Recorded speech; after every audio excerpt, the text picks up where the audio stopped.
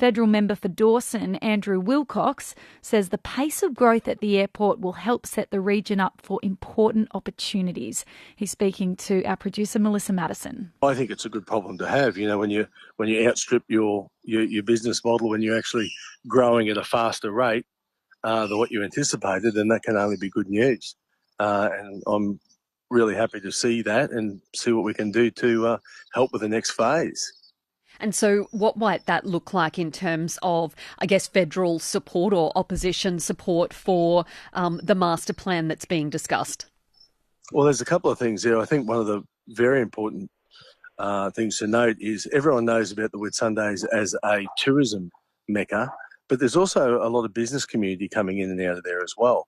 So I'm keen to see the aprons on the side of the airport there next to the terminal improved, because I'd really like to see a plane stay overnight so some of the business people can take that early morning flight out. And this also opens up the opportunities for catering, everything which can be done in the Whitsundays as well. Like the area there is famous for being able to produce good food, so I'm sure that they can produce some good plane food to actually be there for that flight in the morning, and away you go. How significant of a project would that be? Well, early figures is sort of circa around the 10 million mark. But what I've said to the new mayor, Ry Collins, who is very, very proactive in this space, he's actually going to put a submission together, or get council to put a submission together, and we'll have a look at that and then look forward to see what we can do from the federal sphere. And of course, you've got someone like Craig Turner, who's a really dynamic operator when it comes to airports. So I'm sure that will be a professional submission, and I look forward to receiving it. And I guess Ry Collins, with his background previously with Bowen Gumlu growers, would be very across some of the efforts that have been made to try and get fresh produce out of the Whitsundays and the freight hub there. What's on the cards in terms of that area when we're looking at the master plan? Well, there's a $500 million horticultural crop in Bowen around that area, and then probably another $250 million heading up towards the Burdekin Gumlu area as well. So there's a lot of fresh produce go out of there. There's also, you've got Tassal just up the road there producing, world-class prawns as well. And then we've got our fishing industry and live trout industry. So there's a lot of primary produce that can go out through that airport. So a facility for there. But just also remember where that airport is actually located. It's right next door to the Bruce Highway. It's right next door to the rail corridor, and you've got aviation. So you've got all the major transport covered. So it'd be a no-brainer to have like an intermodal facility there. Now's the time that we should be having a look at all the opportunities that can be created. With the unique position that you have previously serving as the Whitsunday Mayor and now the member for Dawson, what's your understanding of what's involved in that master plan?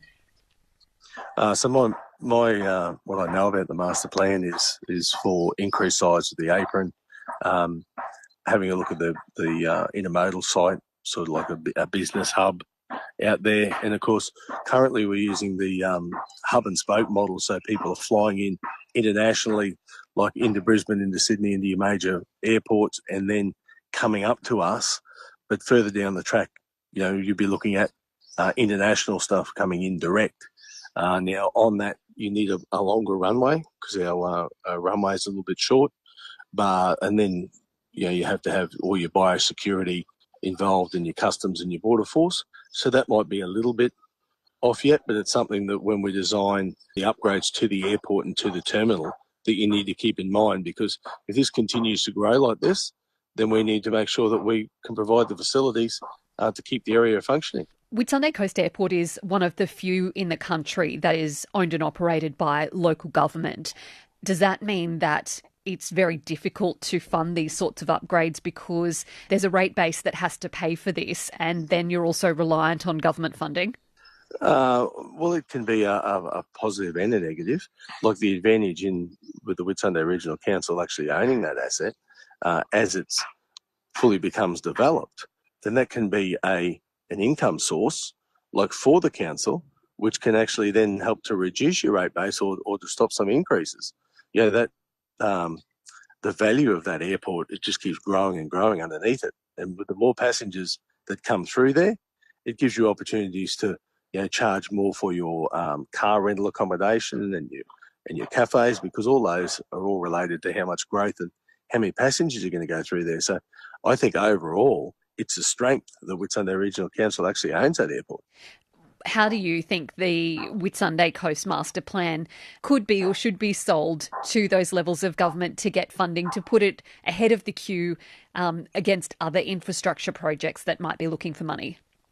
Well, I've had the discussion with Mayor Roy Collins from the Whitsunday Regional Council, and I've said to him to put a submission in to me, and then I'll go into bat for it. So he's going away to talk to his team, his economic development team, his financial team, to put some more meat around the bones of what that project will look like. Then I'll have a look at that, and then I'll talk to my powers to be, and then we'll see what we can do to try to bring it to fruition.